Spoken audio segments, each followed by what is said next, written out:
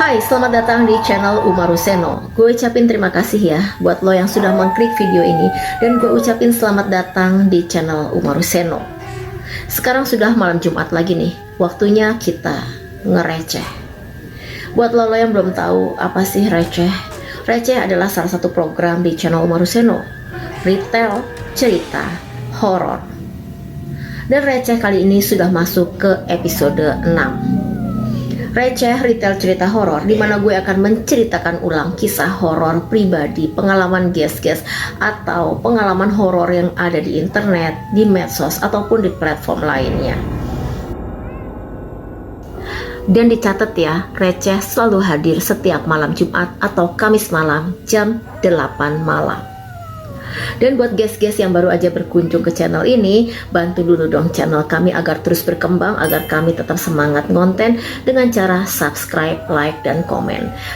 Dan buat guest-guest yang punya pengalaman horor pribadi dan ingin berbagi kisah horornya di sini, kalian bisa DM Instagram aku di sini. Di receh episode ke-6 ini, gue akan meretail atau menceritakan kembali kisah seorang anak yang hilang selama 6 hari di Gunung Guntur. Semua keluarga sudah mencari, tim SAR pun sudah dikerahkan. Dan anak itu baru ditemukan setelah 6 hari. Anehnya, anak itu merasa kalau dia baru tersesat selama 1 hari. Bagaimanakah kisahnya? Langsung aja kita mulai ngereceh.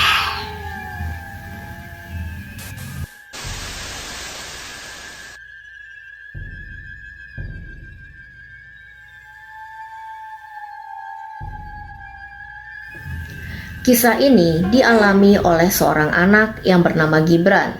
Gibran baru berusia 14 tahun. Kala itu Gibran bersama sepupunya yang berasal dari Bandung berencana ingin mendaki ke Gunung Guntur. Sebelumnya Gibran dan sepupunya ini sudah pernah mendaki ke Gunung Sagara. Jadi pendakian mereka ke Gunung Guntur bukanlah pendakian pertamanya Gibran.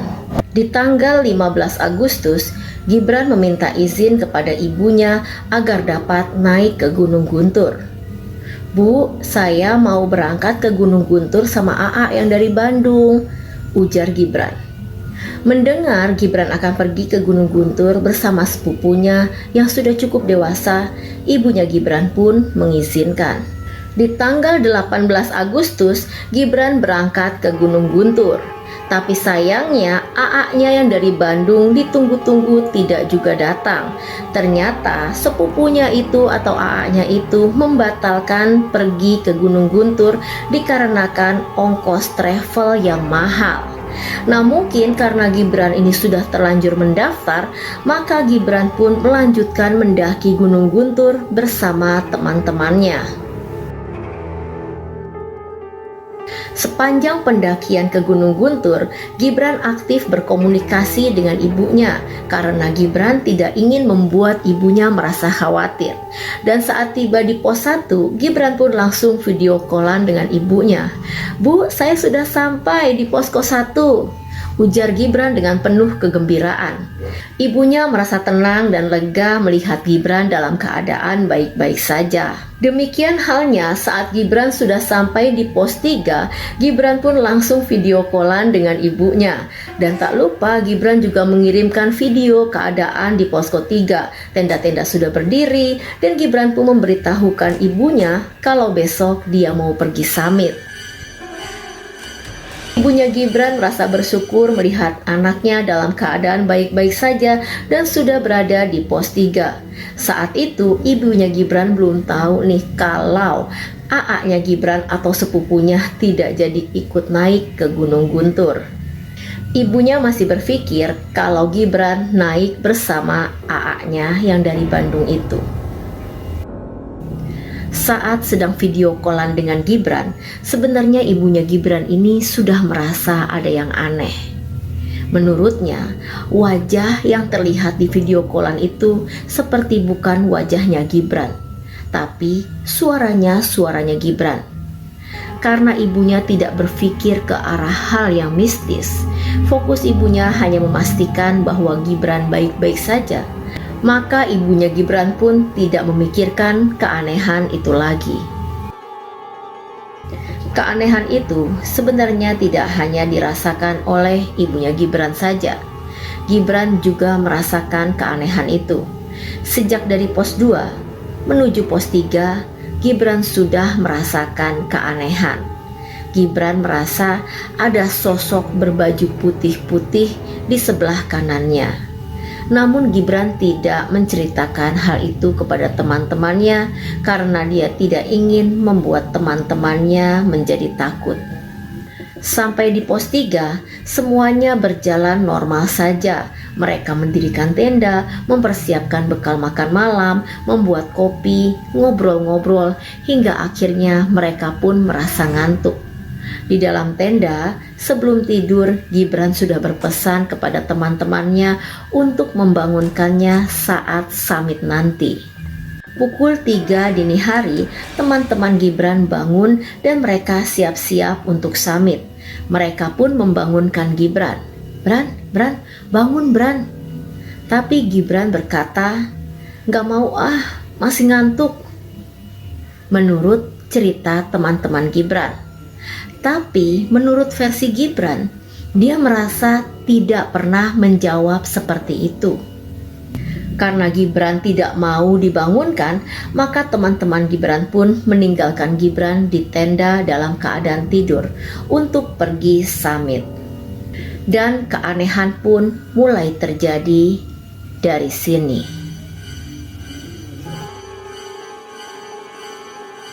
Saat ditinggalkan teman-temannya summit, Gibran masih dalam keadaan tidur. Dan saat Gibran bangun, ternyata dia sudah tidak berada di dalam tenda lagi. Tapi dia sudah ada di curug. Dia tidak melihat tenda dan dia tidak melihat teman-temannya. Gibran pun bingung mengapa dia ada di curug dan bagaimana dia bisa sampai di curug. Padahal semalam dia masih tidur di dalam tenda. Saat berada di curug itu, Gibran melihat ada perkampungan yang banyak orangnya. Tapi anehnya, Gibran tidak bisa melihat wajah orang-orang itu. Selama ada di perkampungan itu, Gibran selalu diantarkan makanan oleh 3 orang perempuan berambut panjang, tapi suaranya seperti nenek-nenek. Mereka terus membawakan makanan sebanyak 4 kali buat Gibran dan mempersilahkan Gibran untuk makan. "Dek, ini makan." Dan setelah berkata seperti itu, mereka langsung pergi. Gibran melihat makanan yang diberikan berupa nasi dengan lauk ikan, makanan yang menggiurkan.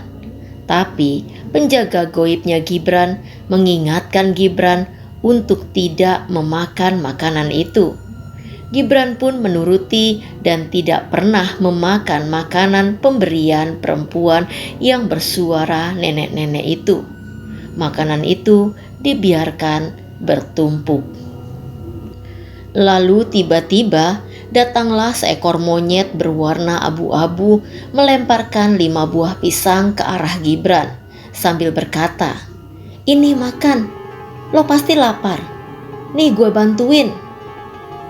Penjaga goib Gibran membolehkan Gibran memakan pisang pemberian monyet siluman itu.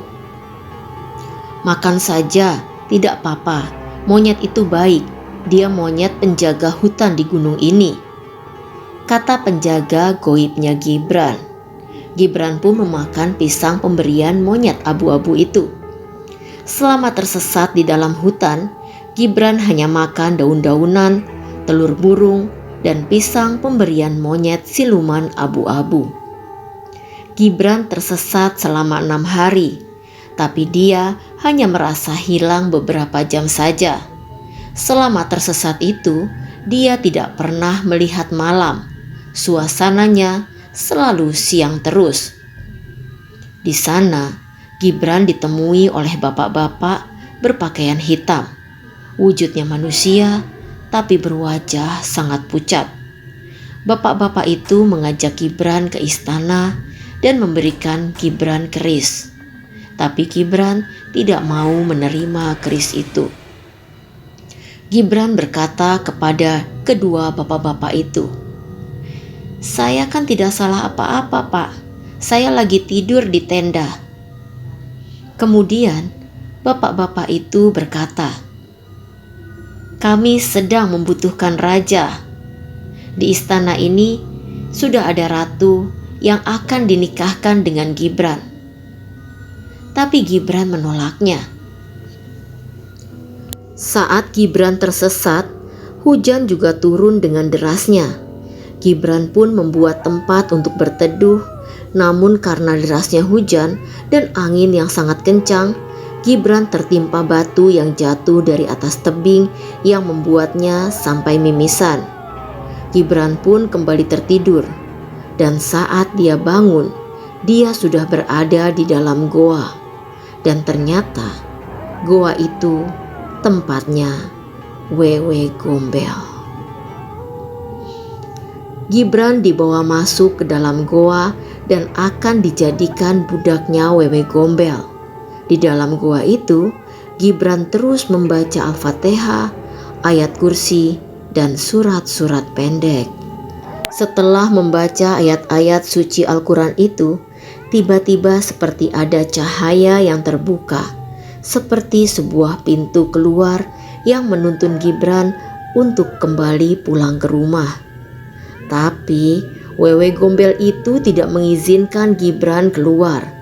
Wewe Gombel itu terus menghalangi Gibran dan Gibran pun didorong hingga jatuh kembali. Dengan nada marah, Wewe Gombel itu bertanya, "Kamu mau kemana?" "Saya akan keluar dari sini," ujar Gibran. Wewe Gombel pun mengejar Gibran dan membawa Gibran menyusuri goa yang tidak ada ujungnya itu. Di dalam goa, Gibran melihat ada seorang anak perempuan dari golongan manusia. Wewe Gombel itu sedang memakan anak itu. Melihat hal itu, Gibran kaget dan langsung membaca ayat kursi. Mendengar Gibran membaca ayat kursi, Wewe Gombel pun marah dan menghentikan makannya. Gibran terus saja membaca ayat kursi hingga Wewe Gombel itu memuntahkan semua makanannya yang isinya ternyata tangan anak perempuan itu. Gibran mendengar anak perempuan itu menangis minta tolong. "Tolong, tolong, tolong." Gibran ingin menolong anak perempuan itu, tapi anak itu sudah lemas dan Gibran tidak tahu bagaimana cara menolongnya. Gibran pun mencoba menarik anak perempuan itu dan terjadilah tarik-menarik anak perempuan itu antara Gibran dan Wewe Gombel. Gibran pun terus membaca Al-Fatihah dan ayat kursi hingga Wewe Gombel pun melepaskan anak itu. Namun di saat itu datanglah anak buahnya si Wewe Gombel. Gibran melihat ada banyak murid-murid Wewe Gombel di sana, tapi tak ada satupun yang mau mendekati Gibran. Wewe Gombel yang marah itu ngamuk dan menyuruh murid-muridnya untuk mengambil Gibran. Tapi muridnya tidak ada yang berani mendekati Gibran. Di saat itu, penjaganya Gibran membuat perjanjian dengan Wewe Gombel. Kalau dalam 1 minggu Gibran tidak bisa keluar dari sini, maka Gibran akan menjadi muridmu. Wewe Gombel pun setuju dan berhenti mengejar Gibran. Tak lama dari situ, Gibran kembali mendengar suara azan dan Gibran pun berhasil keluar dari gua itu. Tapi ternyata petualangan Gibran di alam goib belum berakhir. Gibran masih berada di hutan Gunung Guntur. Dan di saat itu dia melihat sosok perempuan yang ternyata adalah Mbak Kun Kun. Mbak Kun Kun itu menegur Gibran dan meminta Gibran agar jangan berlari. "Dek, kamu mau kemana? Jangan lari, saya mau cerita." Gibran pun bertanya, "Kamu mau apa? Kamu siapa? Kamu sudah mati atau masih hidup?" Mbak Kun Kun itu pun menjawab, "Saya sudah mati, Dek." "Kamu matinya kenapa?" tanya Gibran lagi. "Saya mati bunuh diri karena putus cinta." Sosok perempuan itu pun bercerita kalau dia sudah terganggu jiwanya karena putus cinta dengan seorang pria, dan akhirnya dia memilih untuk mati. Sosok perempuan itu bercerita sambil menangis menyesali perbuatannya. Dan tiba-tiba hujan deras datang lagi, dan perempuan itu pun menghilang. Tak lama setelah perempuan itu pergi, datang 2 tuyul yang tersesat dan yang tidak bisa pulang. 2 tuyul itu menangis dan bercerita ke Gibran. "Saya sedang mencari uang untuk majikan saya di malam Jumat, dan saya ditangkap warga lalu dibuang ke sini ke dalam hutan." Gibran pun bertanya, "Kamu sudah berapa lama di sini?" "Sudah 1 tahun." Tuyul itu terlihat sangat sedih karena tidak bisa kembali pulang. Tuyul-tuyul itu pun menemani Gibran di dalam hutan. Para tuyul itu merasa mengantuk karena sudah malam. Tapi Gibran malah bertanya, "Mana malam? Masih siang begini?"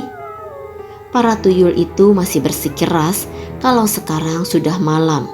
Tapi Gibran merasa kalau saat itu masih siang. Selama kejadian itu, tiba-tiba Gibran juga bisa melihat gambaran majikannya si tuyul yang sekarang sudah bangkrut dan terlilit hutang. Di sana Gibran juga melihat ada pocong yang sedang duduk di atas pohon. Pocong itu diam saja. Melihat pocong itu diam saja, Gibran pun memanggilnya. "Pocong, sini." Pocong itu berwajah hitam. Pocong itu terlihat bingung dan malah bertanya ke Gibran, "Bagaimana turunnya?" Dia pun lalu terbang ke bawah, tapi ternyata dia tidak bisa mengerem, hingga pocong itu pun jatuh menerabas. Dengan susah payah, pocong itu berusaha untuk bangun. Dan setelah pohon itu bangun, Gibran kembali bertanya, "Kamu mati kenapa?" Pocong itu pun menjawab, "Saya ketabrak mobil saat lagi mabuk berat. Perjalanan pulang, saya nggak sadar ada motor dan mobil. Saya berlari-lari di tengah jalan, lalu saya ketabrak," ujar pocong itu. Selama tersesat, Gibran bertemu dengan segala macam makhluk goib.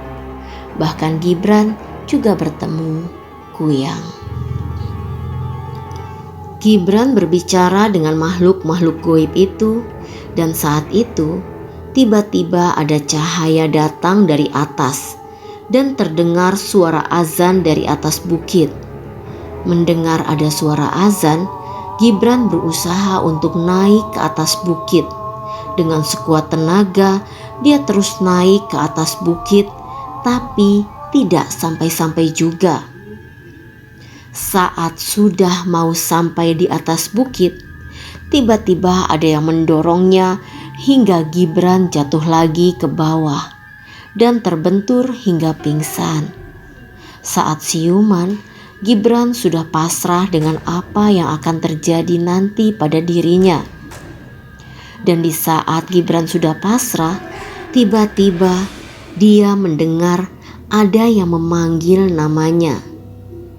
Gibran! Gibran!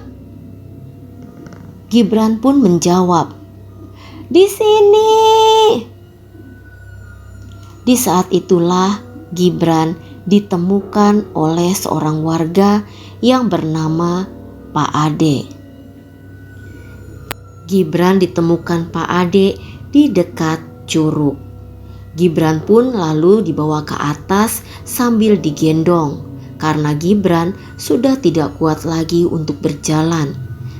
Kakinya terasa sakit seperti ditusuk-tusuk beling saat berjalan. Gibran pun terus digendong sampai ketemu dengan tim SAR. Setelah ketemu tim SAR, Gibran pun langsung digendong ke bawah untuk segera diberikan pertolongan. Karena saat itu tubuh Gibran sudah lemas dan bibir Gibran pecah-pecah. Sampai di bawah, Gibran lalu dibawa pakai mobil ambulan ke rumah sakit.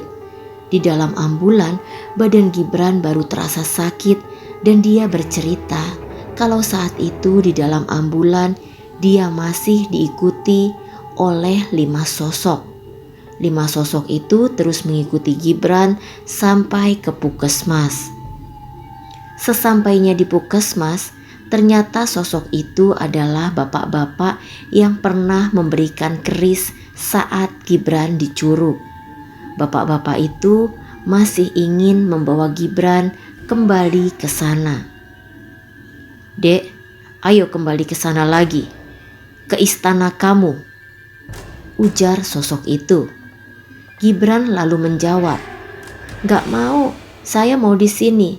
Saya percaya Allah yang menciptakan kamu. Saya menghargai kamu. Saya masih ada kewajiban sholat di sini," ujar Gibran. Setelah Gibran berkata seperti itu, sosok yang berwujud bapak-bapak itu pun pergi.